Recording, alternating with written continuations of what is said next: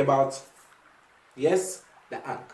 Most of us know it as the Ankh, obviously. I mean, across the Caribbean for the past 5 years, or in St. Lucia for the past couple of years actually, many of us have seen this symbol, okay, around people's necks instead of the cross. Many people refer to it as the Egyptian cross, but the proper name is the Ankh. So what is the Ankh? Again, most people know it as the symbol of life, all right? And the most widely known concept is that it represents the woman. But before we get into this, we must always remember that the Ankh is an ancient ancestral hieroglyph or meduneta, one of the ancient symbols left for us by our ancestors. So, having said that, the earliest artifact of the Ankh dates back to 3150 BC, sorry. But the spiritual aspect of the Ankh, or spiritual understanding, goes back way before that. Remember, this is the Ankh Decoded. So let's go in. Within Kemet, the place of the gods, the land of the gods, Egypt as it is known today, the land of our ancestors, there were different creational stories. There were 4 creational stories to be specific, as there were 4 towns or 4 capitals or centers, namely Hermopolis, Heliopolis, Memphis, and Thebes. But we're going to concentrate on the very first one, which is Hermopolis. Within Hermopolis, the creational story is that there are 8 deities named the Ogdoads. These 8 deities were to represent the divine creational principles of the universe, of creation.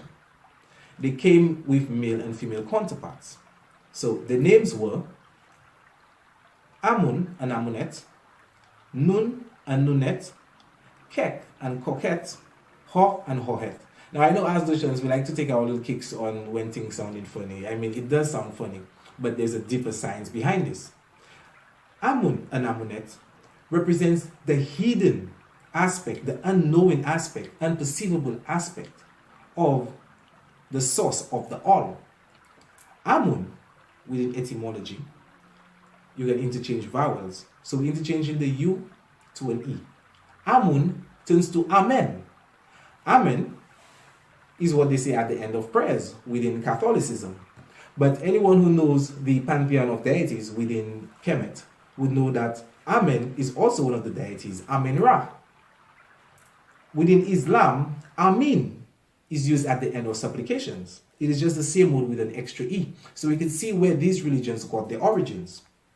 So Amun and Amunet represented the unknowing aspect, the hidden aspect of the source. Nun and Nunet represented the primordial waters, or what scientists refer to as dark matter. Kek and Koket represented the darkness within that matter. And lastly, we have Ho and Hohet, which represented infinity and eternity. So while these principles were depicted as deities on the walls, we know that they were just attributes of the creational aspect of the source. What I would like to touch upon is when you take the male counterparts of all the names I just mentioned, and you take the very first letters, you will find it makes up the name of this, A-N-K-H. These creational aspects are the building blocks necessary for life to be created within the universe. Because these 8 Ogdoads is basically just explaining the universe. And the universe is where all life came from. The universe is where the sun came from. So the universe represents life. The male counterparts, the first letter of all the names, spells the Ankh. Alright? Secondly, we're going to touch upon what everyone knows, which is the symbol of life. It representing the woman. This represents the womb, this represents her ovaries, and this represents her vaginal canal, or her birth canal. Womb, right? Impregnated, reproduction, give birth, and bring forth new life. She is the only portal, the black woman, between the physical and the spiritual realm. The only portal to bring forth life and bring forth a resurrected ancestor. So we all know that notion. Thirdly, we have the Ankh being the key of life. It is said, whoever turns this key shall live forever. It doesn't mean in immortality. It just means that if you understand this principle, you will understand that you will always play a role, or you will always have a place within this, within any denomination, quite frankly, because it represents the family structure.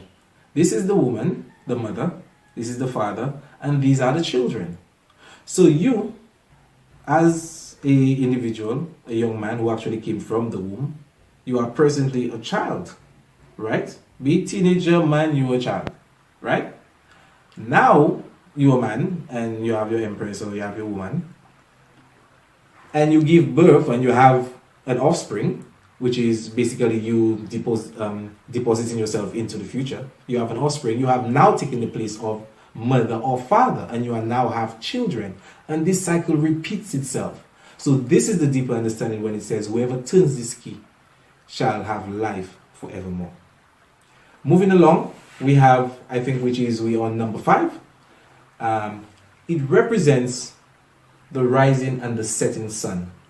This represents the horizon, all right, and the sun rising, and this is midday, and this is sunset.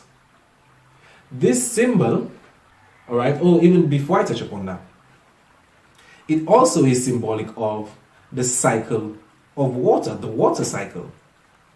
The water is on the ground.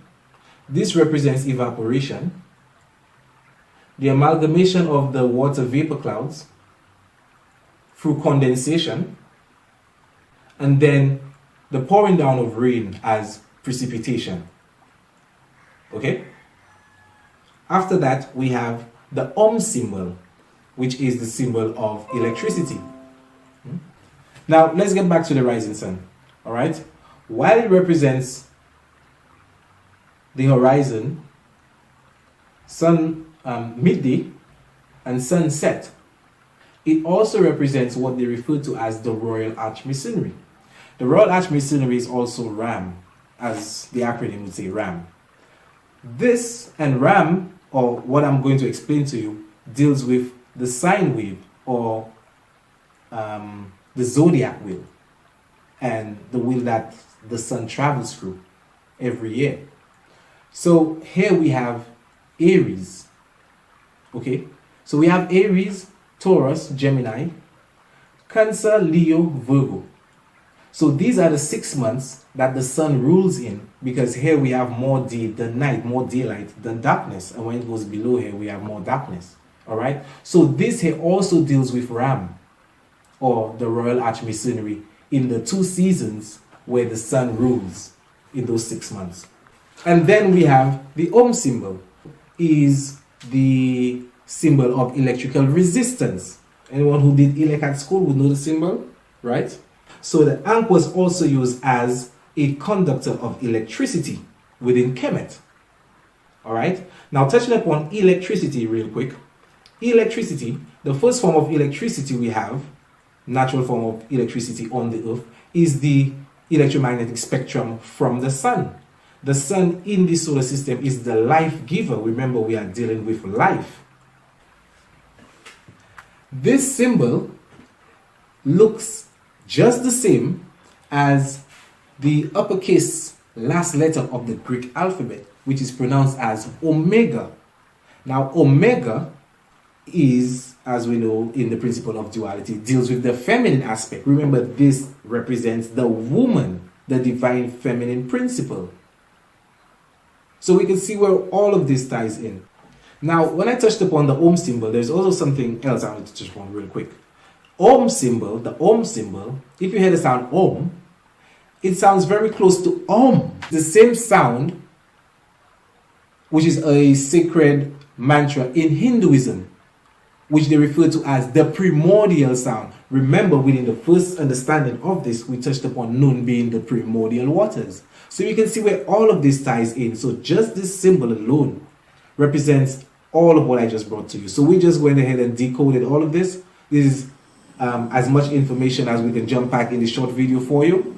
And hopefully next time someone asks, if you want to divulge such information to them, right, you can explain all of this. But at least you have the understanding for yourself. So next time you watch your Ankh or see someone wearing an Ankh, know that this symbol is very deep.